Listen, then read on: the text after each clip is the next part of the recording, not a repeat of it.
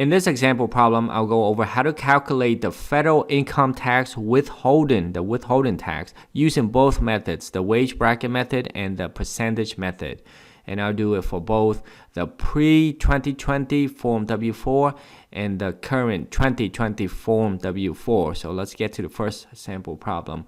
It reads, Warren, who is single, 0 federal withholding allowances. These two given information, let's make note of that. He earned weekly gross pay of $620, and each period he makes a contribution to the 401k retirement plan, 5% of gross pay. And in this problem, we need to calculate the federal income tax withholding using the wage bracket method, and then we have to do the same using the percentage method.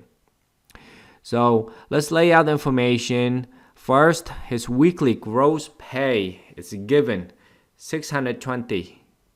And then his retirement plan contribution. And what do we know about retirement plan contribution like 401k and 403b plan?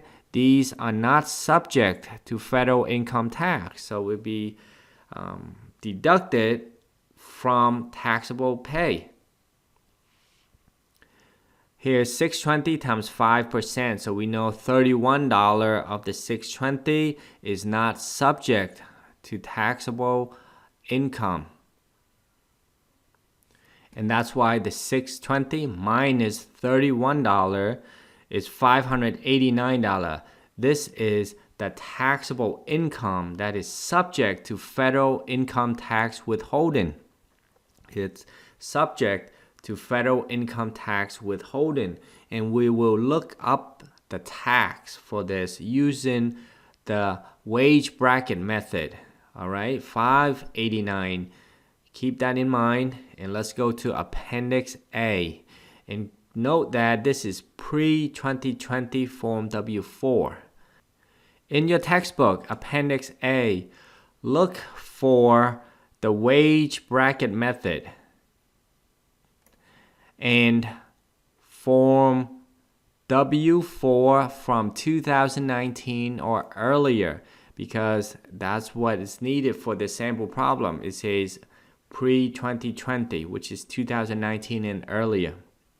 And remember, I said before to note the marital status, which this person is single, and also allowance is 0.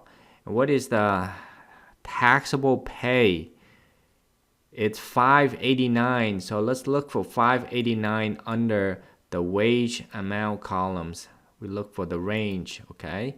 $589, that falls in this range right here. And the tax withholding is $58 because, again, allowance 0. So we follow this column down to where the range of the taxable income or taxable pay subject to federal income tax. And it comes out to $58. And that's the answer. Back to the sample problem. So again here, I'm just pointing it out to you. Single, 0 withholding. And $589 is the amount of taxable pay that we look up. So these 3 items we use to look up in the wage bracket tax table. And $58 is the answer using the wage bracket method as the federal income tax withholding. Now, what about when we use the percentage method? Will it be $58? It should be, or at least very close to it. So let's take a look. For the percentage method, the solution is laid out here. The taxable pay is the same, and it should be the same, whether we use the wage bracket method or the percentage method. The taxable pay should not be any different, okay? Weekly gross pay here is $620, and then we have $31 that is contributed to a retirement plan. So that's not taxable. That's why we subtract from it, or we subtract it from the weekly gross pay, and we arrive at $589 as what's taxable income for federal income tax. Let's go to Appendix A and find the percentage method tax table. Here it is. This example problem that we're doing is pre-2020 as it indicated in the sample problem. And so that means it's 2019 or earlier, all right? That's what we need to use. And the first step is to locate this table. This is for the withholding allowances. And recall that in the example problem, the amount is 0 allowances, right? 0 allowances, and the pay is weekly. That's given in the sample problem. And so in this table here, we're going to locate weekly. And the weekly gives us the allowance of $83. We're going to use this $83. And because we have 0 allowances as given in the sample problem, so 0 times $83, that comes out to 0. So 0 allowance, it results in 0 allowance. Now, if in the sample problem the taxpayer has 1 allowance, then it would be 1 times $83. If it's 2, then 2 times $83, which would result in allowance of $166. But in this case, it's 0 allowance, and 0 times 83 results in 0. All right, that's the first step. So we have 0 allowance. Note that. Next, we go to this next page here.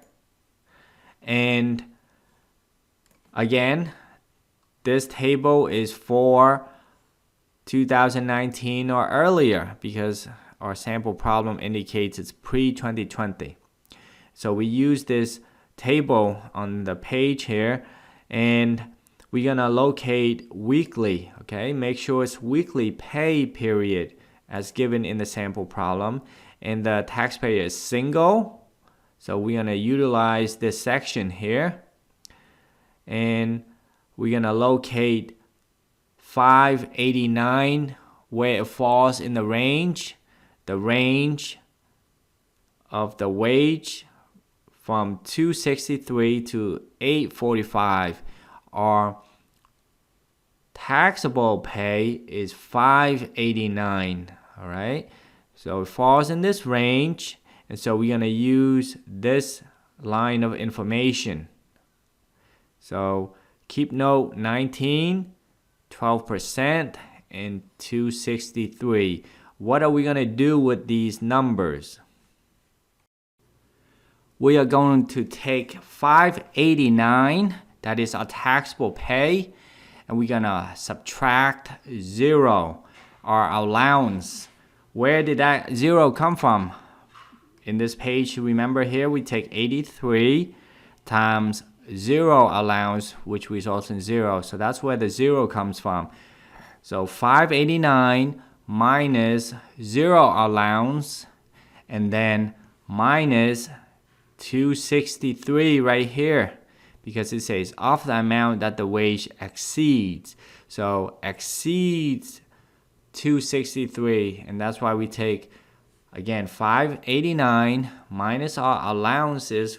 We take out our allowances, which is 0, and then how much of that exceeds this 263. So we minus 263, and then we times 12%, and then we add $19.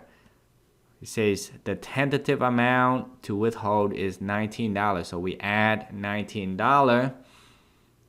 Okay, again, 589, our taxable pay, minus 0, the result of our allowances from the previous page, and then minus 263 because it exceeds this number, how much it exceeds by, so we subtract it, and then we use 12%, and then we add $19, and that results in $58.12.